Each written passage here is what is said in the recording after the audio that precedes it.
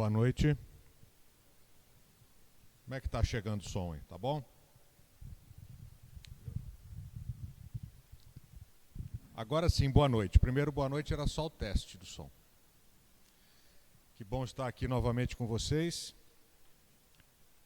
para tratar dessa obra tão importante, a espinha dorsal da nossa doutrina, o Livro dos Espíritos. E para não perder o hábito, hoje nós vamos avançar mais um capítulo que envolve as questões de 379 a 385. São 1119 e a gente vai tocando, espero completar nessa reencarnação minha. E também para lembrar que o Livro dos Espíritos, na verdade, é dividido em 4 itens, a gente pode até dizer que são 4 livros, e nós estamos estudando o segundo, que trata do mundo espiritual, das nossas relações com o mundo espiritual, e que é a base de uma outra obra, que é o Livro dos Médiuns. Nós estamos no capítulo 7º, como eu disse, que trata da volta do espírito à vida corporal, e hoje nós vamos tratar do período da infância. Mas antes da gente falar da infância, eu preciso fazer um pedido. Nós vamos tratar aqui da infância, obviamente, com o foco da doutrina. Então, a partir desse momento, todos nós vamos passar a pensar como espíritos imortais que somos. Porque fica muito mais fácil a compreensão. A primeira questão desse item é de número 379. Kardec pergunta: é tão desenvolvido quanto de um adulto o espírito que anima o corpo de uma criança? Pensemos como espíritos imortais. Aqui, a infância está sendo tratada no período em que a criatura se encontra reencarnada. E a pergunta de Kardec é provocante, porque se nós temos um ser na fase infantil, existe alguma relação dessa condição com o espírito, ou seja, o espírito também é infantil? E a resposta muito clara, né? Pode até ser mais, se mais progrediu.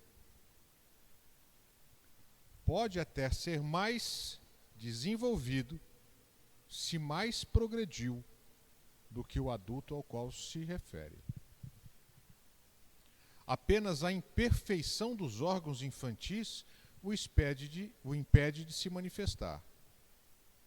Aqui ele trata a imperfeição como a imaturidade ainda dos órgãos. E no capítulo anterior, o capítulo anterior tratou exatamente disso, de como o corpo limita a ação do espírito.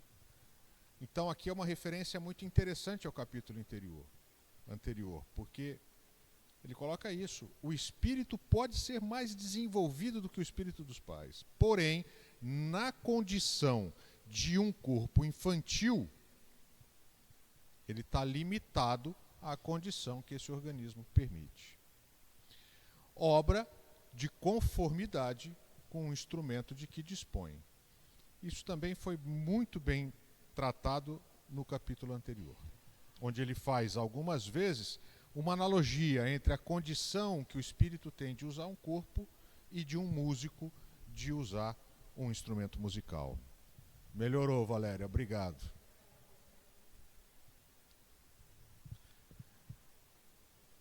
Na questão 380, pergunta Kardec: abstraindo do obstáculo que a imperfeição dos órgãos opõe à sua livre manifestação, então, na resposta anterior, o codificador diz o seguinte: a ação do espírito na infância está submetida à condição infantil do corpo, imatura. Então, pergunta agora: abstraindo desse obstáculo, que é a infância, a imperfeição dos órgãos, opõe à sua livre manifestação, O espírito numa criancinha pensa como criança ou como adulto? Olha que sinuca de bico. Então vamos lá, capítulo anterior a esse. O corpo físico limita a ação do espírito. Ele impõe limitações. Nós já falamos. Não vou perder mais tempo aqui com isso. Neste capítulo, a infância submete o espírito, que pode ser mais desenvolvido do que os pais, à condição que o corpo permite, o corpo infantil. Então Kardec pergunta, então tá bom. Se o pensamento é um atributo do princípio inteligente, é um atributo do espírito, ele pensa como criança ou ele pensa como adulto?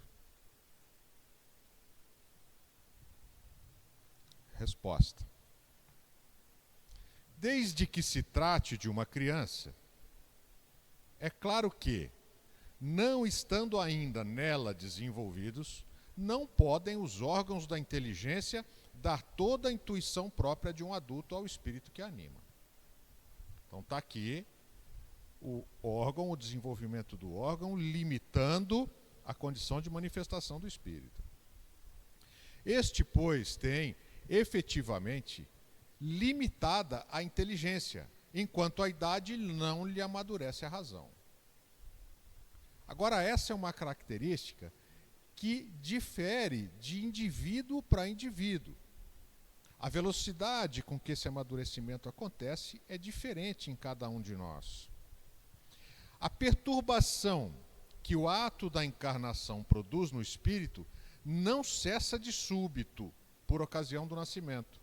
Só gradualmente se dissipa com o desenvolvimento dos órgãos. Opa! Perturbação no ato do nascimento. Quando nós estudamos a ida, esse capítulo trata da volta do espírito. Quando nós estudamos a ida, nos ensinaram os codificadores que no momento do desencarne existe um processo de perturbação, que também é variável de intensidade e de tempo para cada um de nós. É uma mudança de estado. O que o codificador está dizendo aqui? Que no reencarne, por ocasião do nascimento, também ocorre essa perturbação. E que essa perturbação limita a ação do espírito. Então ele pensa como espírito ou pensa como criancinha?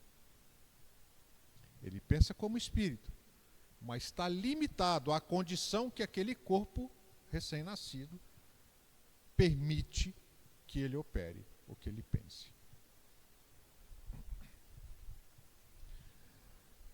E segue. Há um fato de observação que apoia essa resposta. Os sonhos numa criança não apresentam o caráter dos sonhos de um adulto. Quase sempre pueril é o objeto dos sonhos infantis, o que indica de que natureza são as preocupações do respectivo espírito. Completando a resposta anterior. A seguinte: por morte da criança, readquire o espírito imediatamente o seu precedente vigor? Desencarnou a criatura ainda na fase infantil. Acabamos de ver que o espírito que estava reencarnado usando esse corpo não é um espírito infantil, é um espírito em desenvolvimento. A pergunta dele: a criança desencarnou, aquele espírito, aquele ser, imediatamente recupera a sua condição anterior? Um dia uma aluna nossa de um curso fez uma pergunta que eu achei ótima e que eu não consigo esquecer quando eu falo disso. Ela perguntou: existe espírito nenê? É mais ou menos essa a pergunta de Kardec aqui. O que vocês acham? Existe espírito nenê? Resposta: assim tem que ser, pois que se vê desembaraçado do seu invólucro corporal. O invólucro corporal era o de uma criança. O espírito é o espírito em desenvolvimento, que passou pelo processo de reencarnação. Desencarnou. Ele volta à condição anterior? Assim tem que ser. Porque agora ele está desembaraçado dos limites que o corpo infantil impunha. Certo? Entretanto, não readquire a anterior lucidez, senão quando se tenha completamente separado daquele envoltório. Isto é, quando mais nenhum laço exista entre ele e o corpo. Assunto clássico, em vários capítulos do Livro dos Espíritos, que diz que este processo de recuperação da condição integral anterior ao reencarne é inversamente proporcional ao materialismo do espírito. Quanto mais ligado às questões materiais ele for, maior vai ser o tempo que demora para que esse desligamento seja completo e ele readquira a condição original no plano espiritual.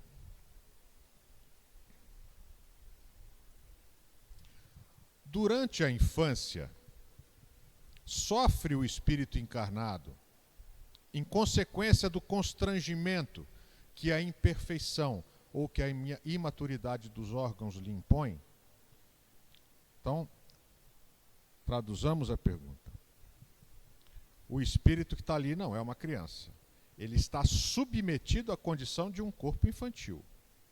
Então, a pergunta de Kardec é, neste momento, já que o espírito é adulto, entre aspas, ele se constrange ou o incomoda o fato de que aquele corpo ainda é um corpo infantil? Não. Esse estado corresponde a uma necessidade. Está na ordem da natureza e de acordo com as vistas da providência. É um período de repouso do espírito. Aqui começa a ficar legal a infância. Porque até agora, Kardec, com os codificadores, trataram da condição do espírito que habita um corpo infantil. E acabou de explicar para a gente que é um espírito adulto, que está na condição de infância. Aqui ele começa a fazer uma abordagem de por que existe a infância. E por que a infância demora o tempo que demora.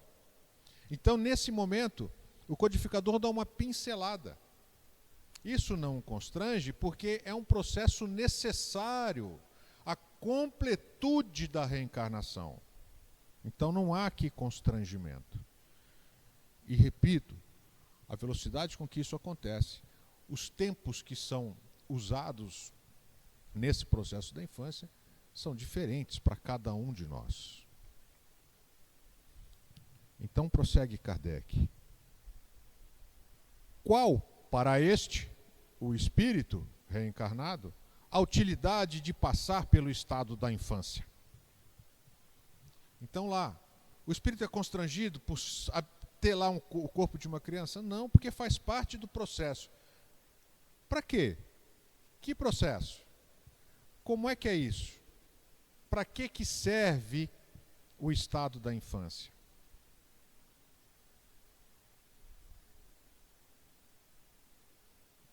Encarnando com o objetivo de se aperfeiçoar, o espírito durante esse período é mais acessível às impressões que recebe.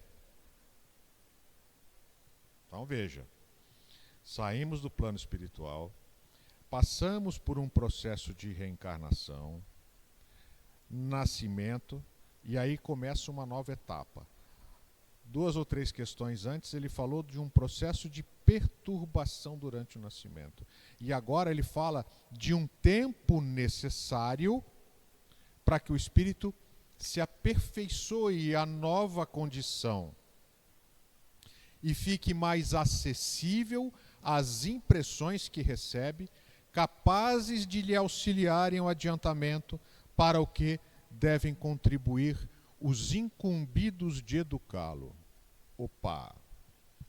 Então, a infância é necessária, é um processo de adaptação e de reintrodução numa condição de reencarnação, de plano material,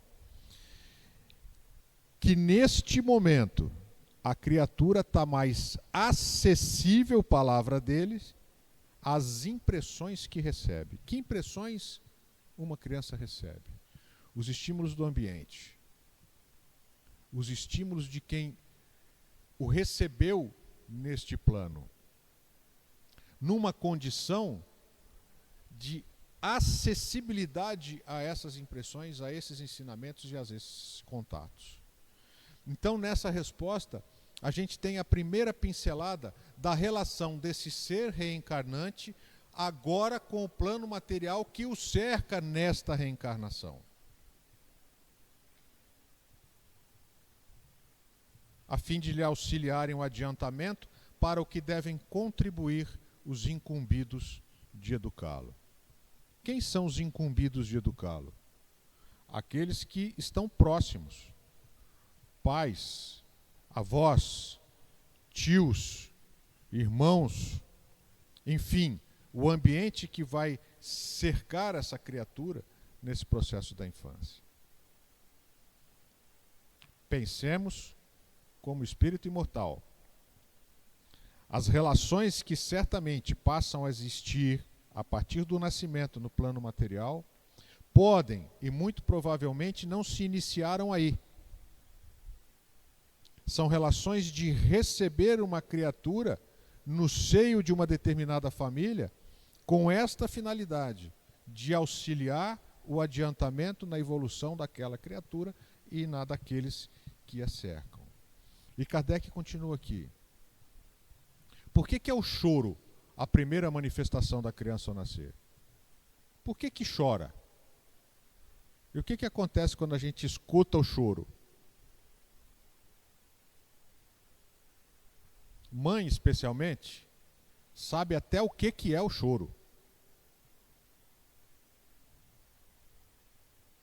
Para estimular o interesse da genitora e provocar os cuidados de que necessita. Não é evidente que, se suas manifestações fossem todas de alegria, quando ainda não sabe falar, pouco se inquietariam os que o cercam com os cuidados que lhes são indispensáveis? Admirais, pois em tudo a sabedoria da providência. Então a pergunta é: por que chora? Chora porque, se não chorasse, fosse tudo bem, talvez não tivesse a atenção que merece naquele momento.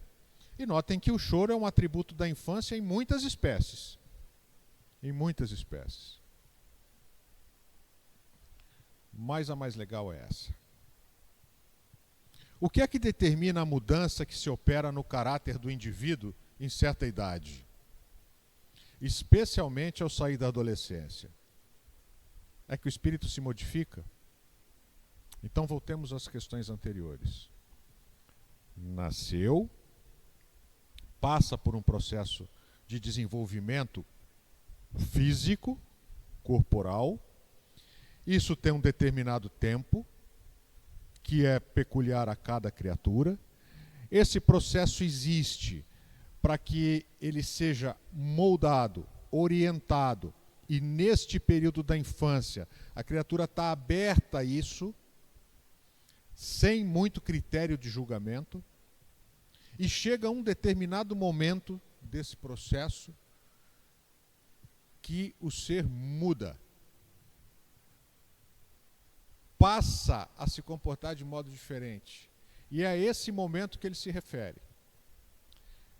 E eu sempre falo também que, quando a gente lê as perguntas e as respostas desse livro a gente tem que lembrar que esse livro foi publicado em 1857 e não em 2023. Então, quando ele trata aqui de infância, adolescência e fase adulta, nós temos que pensar como era a infância, adolescência e fase adulta de uma pessoa em meados do século XIX. Porque isso se modificou no decorrer do tempo. Então, já que existe essa modificação, Kardec está perguntando o que acontece com essa criaturinha que começou chorando, toda fofa, toda bonitinha, toda com vontade de apertar, dócil, uns mais, outros menos, mas regra geral dócil, aberto, sem critério de julgamento a tudo que lhe é ensinado. E de repente, esse ser tão fofinho se transforma, ou começa a se transformar, numa criatura que parece outra. Um grande orador espírita, tratando da fase de adolescência, fala, eu acho muito engraçado isso, porque eu também sou pai de alguns, fala que quando a criança passa para a fase de adolescência, às vezes dá vontade da gente matar. E quando chega perto da fase adulta, às vezes dá arrependimento de não ter matado, porque as transformações são tão grandes que em muitas situações parecem de fato outra criatura. Então, essa pergunta, e a resposta não é curta, define exatamente o que acontece nessas fases. O que é que acontece que muda tanto? Todo mundo aqui que tem mais um pouco de idade entendeu exatamente o que eu falei. É que o espírito retoma a natureza que lhe é própria e se mostra qual era. Resolveu o problema. A gente tem um espírito na erraticidade, desencarnado. Passa pelo processo de reencarnação. Nasce um bebezinho fofinho. Tem a fase infantil em que ele está aberto a todos os ensinamentos que ele precisa para se readaptar à vida corporal. De repente, esse processo em que ele está totalmente aberto àquilo que vem, começa a se transformar num momento em que ele passa a apresentar as características de quem ele é. E definitivamente, naquele momento de infância, ele estava submetido a uma condição imposta pelo plano material. Dá para entender isso? E ele começa a se livrar dessas imposições que a infância põe. A resposta, a primeira frase, é essa. Por que que muda? Porque ele retoma a natureza que lhe é própria e se mostra qual ele é. É quando, de fato, o caráter do espírito, as tendências daquela criatura começam a se manifestar de uma forma mais evidente, o que não acontecia na fase infantil. Não conheceis o que a inocência das crianças oculta. E oculta de propósito. Essa aparência fofa, aquele olhar que nos transforma, isso é de propósito, porque se nós olhássemos uma criatura que acabou de nascer, que está no começo da sua vida, e víssemos nela um algoz, um homicida, que reação nós teríamos? Nas nossas imperfeições, como é que nós agiríamos? Então vem revestida dessa condição exatamente para provocar a ternura. Sigamos. Não conheceis o que a inocência oculta. Não sabeis o que elas são, nem o que foram e nem o que serão. Absolutamente clara a resposta e realista. Aquela criaturinha que a gente recebeu, a gente não sabe quem é. E a gente não sabe o que vai ser. E não sabe o que foi. E se tivéssemos nós noção da responsabilidade que nos cabe quando recebemos nas nossas casas ou no seio da nossa família uma criatura recém-nascida, do que significa isso, da implicância das nossas ações e das nossas atitudes com ela, porque nos coube recebê-la e orientá-la nessa fase em que ela está aberta aos ensinamentos. Eu imagino que se a gente fizesse um curso antes de ter filho, numa casa espírita, e entendesse a responsabilidade que é ser pai e ser mãe, muitos de nós, por pura covardia, declinaria dessa responsabilidade. Vai porque vai na ignorância, e às vezes a ignorância é boa, porque não traz responsabilidade. Continua a resposta. Contudo, apesar de não saber quem é, a afeição lhes tendes. As acariciais como se fossem parcelas de vós mesmos. A tal ponto que se considera o amor que uma mãe consagra a seus filhos com o maior amor que um ser possa votar ao outro.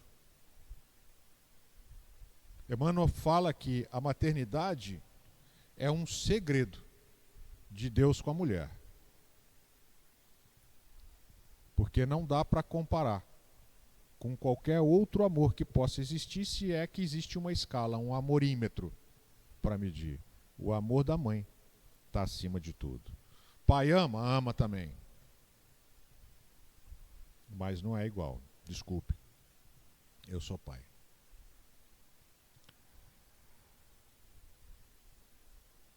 Donde nasce o meigo afeto, a terna benevolência que mesmo os estranhos sentem por uma criança? Sabeis? Não. Pois bem, vou explicar. Esse é o codificador. E aqui eu gostaria de fazer menção a essa resposta. Na verdade, a resposta da questão 385 do Livro dos Espíritos é uma comunicação espontânea que ocorreu na Sociedade Espírita de Paris em 14 de janeiro de 1859 e está publicada na Revista Espírita. E a gente já falou isso aqui, em muitas situações, Kardec usa respostas que já existiam quando da publicação do Livro dos Espíritos e inventa para elas uma pergunta. Então, a resposta dessa questão é um exemplo disso. Havia essa comunicação e a comunicação que está lá na Revista Espírita foi usada como resposta a uma pergunta que não existia, que ele criou para poder, de uma maneira didática, colocar a explicação do porquê desse afeto que a gente tem pelas crianças. E agora nós vamos juntos vencer o texto, que é ótimo. As crianças são os seres que Deus manda a novas existências. Para que não lhe possam imputar excessiva severidade, dá-lhes ele todos os aspectos de inocência. Para abrandar a relação dos adultos com essa criatura que está chegando, ela tem esse aspecto de inocência. Ainda quando se trata de uma criança de maus pendores, cobrem-se-lhe as más ações com a capa da inconsciência. Ah, coitadinho, ele não sabe o que fez. Tadinho. O cara é uma peste, mas é uma fofura. Você olha, é uma gracinha. Benzinho. Para isso que serve. Não fosse isso, a severidade da reação seria outra. Essa inocência não constitui superioridade real com relação ao que eram antes. Não. A inocência não faz com que eles deixem de ser o que são. Eles estão passando por um processo. Lembrando que o Winchester, naquele momento, está apagado. As memórias de quem ele de fato é não estão ali. Ele tem pendores que, nessa fase infantil, estão sendo submetidos à condição do corpo de uma criança. É a imagem do que deveriam ser, e se não o são, o consequente castigo exclusivamente sobre eles recai. É a imagem do que deveriam ser, essa brandura, essa condição de acessibilidade, a fofura, que é uma palavra que está em moda.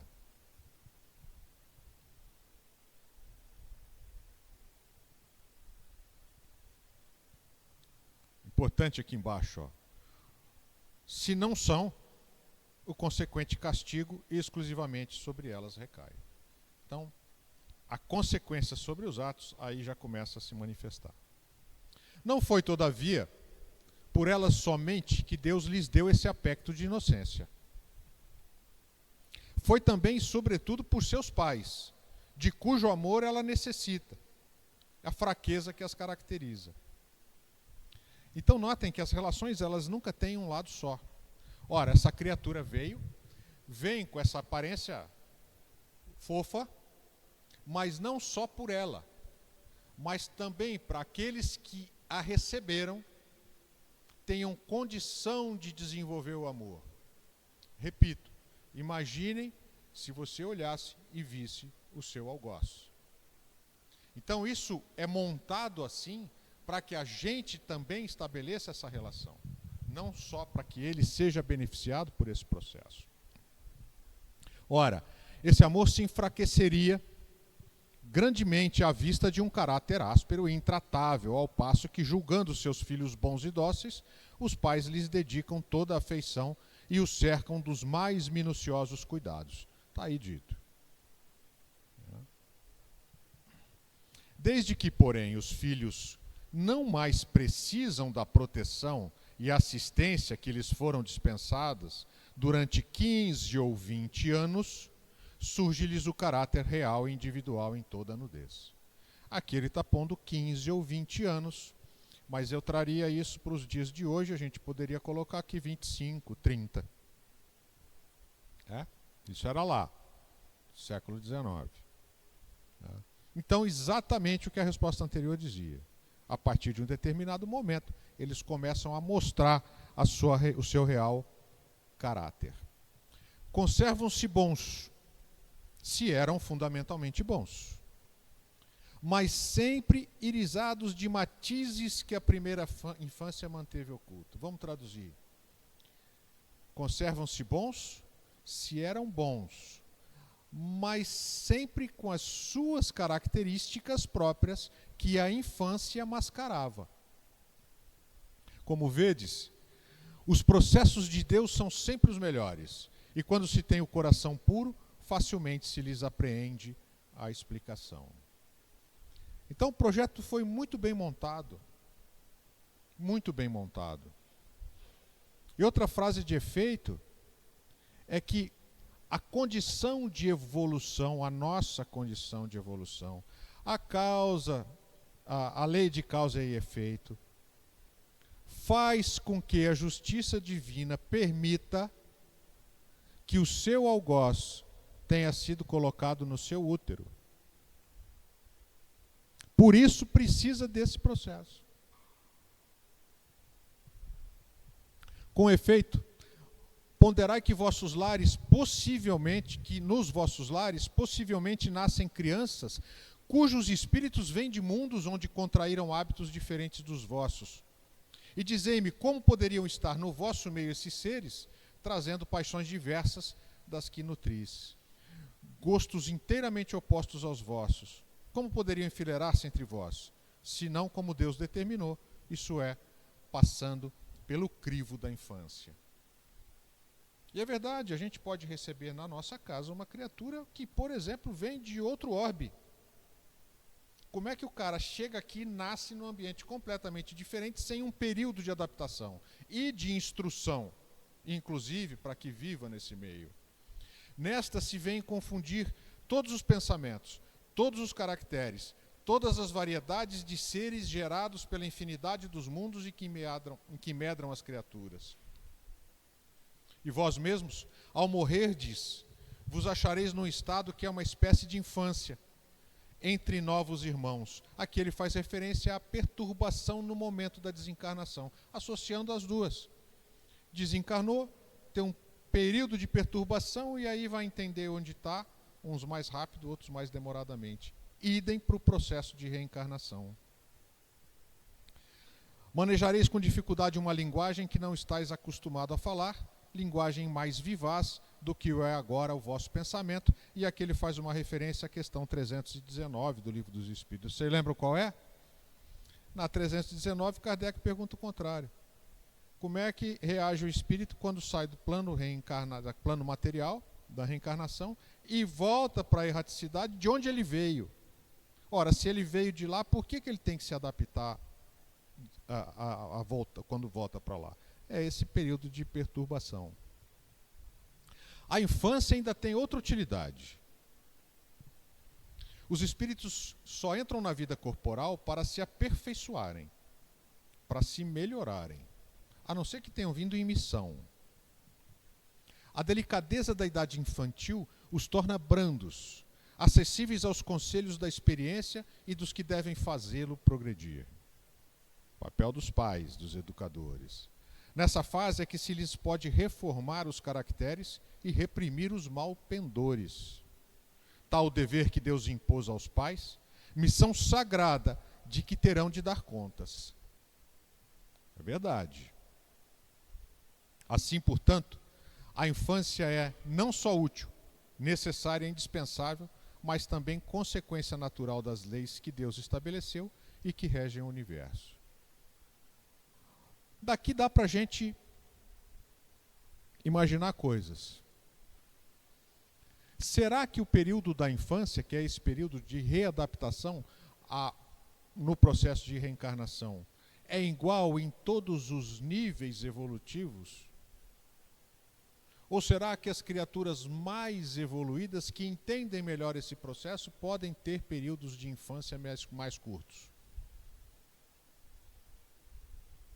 Será que o que a gente observa de o encurtamento do período da infância também não está associado a isso? Isso é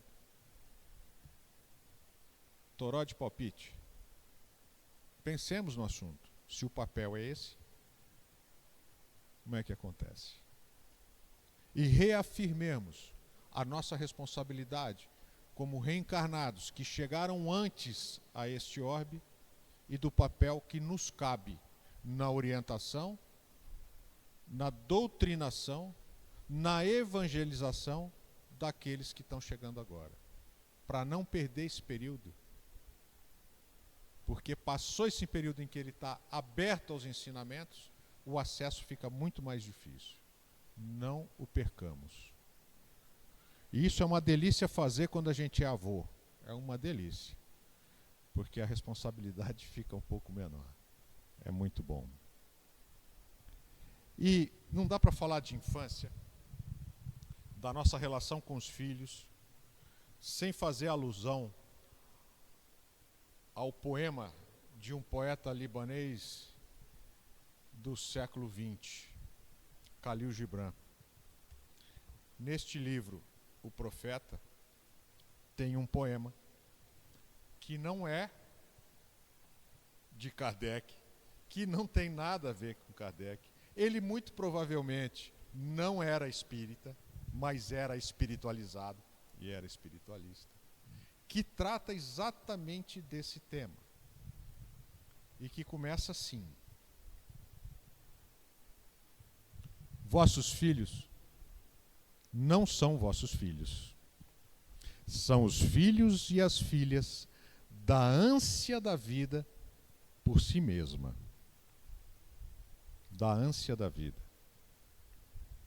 Vêm através de vós, mas não de vós. E embora vivam convosco, não vos pertencem. Podeis outorgar-lhes vosso amor, mas não os vossos pensamentos, porque eles têm seus próprios pensamentos.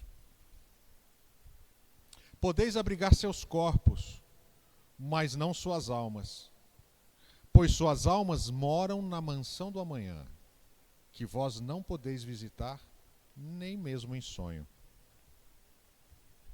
Podeis esforçar-vos por ser como eles, mas não procureis fazê-los como vós, porque a vida não anda para trás e não se demora com os dias passados.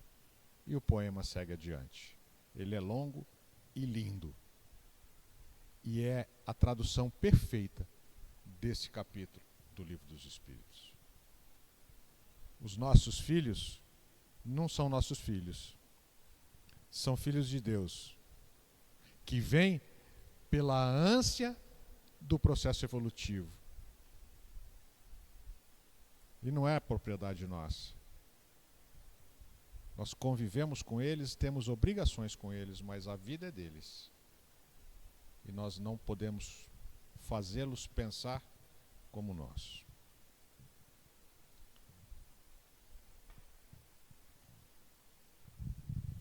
E agora eu convido a todos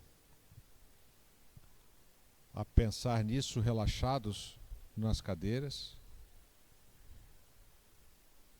perceber a presença dos nossos amigos espirituais, dos nossos mentores, dos mentores e orientadores desta casa abençoada.